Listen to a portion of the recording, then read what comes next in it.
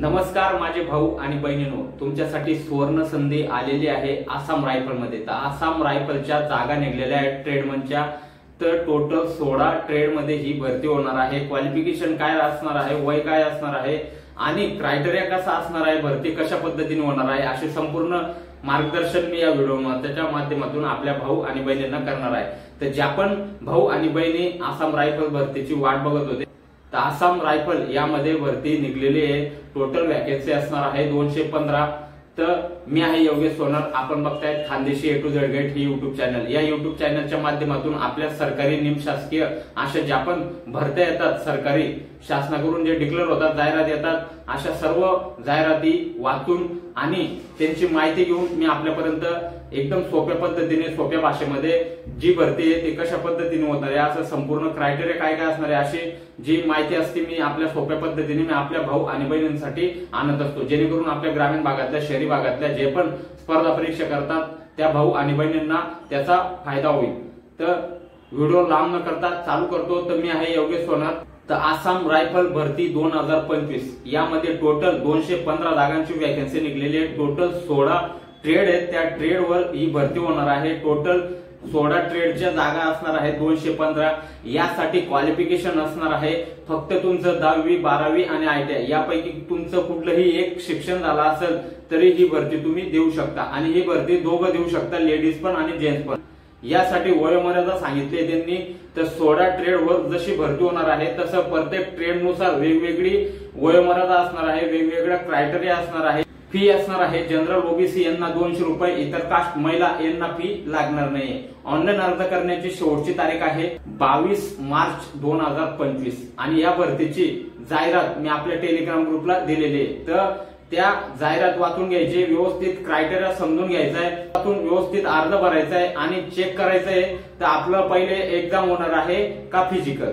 तर व्यवस्थित ते वाचून घ्यायचं आहे आणि नाही समजलं तर मला प्रश्न विचारायचा आहे, मी नक्की त्या प्रश्नाचं उत्तर समाधानकारक असं देईल।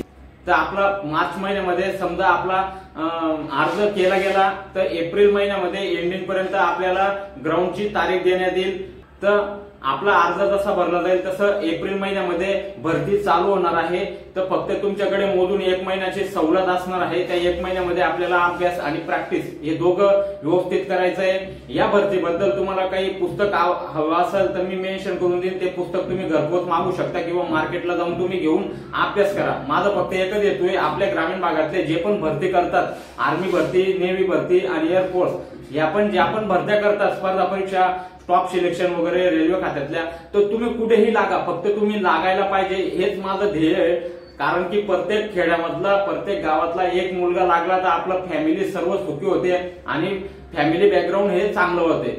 तर आपलं शेतीवर न अवलंबून राहता, वडील शेती करता, एक भाऊ शेती करतो, तर आपण शेती न करता, मी असं म्हणत नाही की तुम्ही शेती नका करा, पण जोपर्यंत आपलं वय आहे तोपर्यंत माझ्या मते तुम्ही स्पर्धा परीक्षामध्ये भाग घ्या। कारण की आपण 15वी 14वी पर्यंत 12वी पर्यंत शिक्षण घेतो, रनिंग करतो, प्रॅक्टिस करतो। फक्त आपण थोडं कशामुळे कमी पडतो, फक्त अभ्यासामुळे। तर क्लास लावून घ्या, नाही समजत असेल तर घरी युट्यूबवर व्हिडिओ बघून किंवा घरी प्रॅक्टिस करून तुम्ही स्टडी करा, व्यवस्थित अभ्यास करा, मन लावून प्रयत्न करा, 100% देऊन प्रयत्न करा आणि अशा भरत्या ज्या निघतात यामध्ये अप्लाय करत जा। जोपर्यंत आपलं वय आहे आणि आपलं शिक्षण आहे तोपर्यंत आपल्याला वयानुसार आपलं मागणी असते भरतीमध्ये, त्या वयानुसार क्रायटेरियामध्ये आपण समजा बसलो, आपलं क्वालिफिकेशन बसलं तरच आपण त्या भरतीला अप्लाय करू शकतो।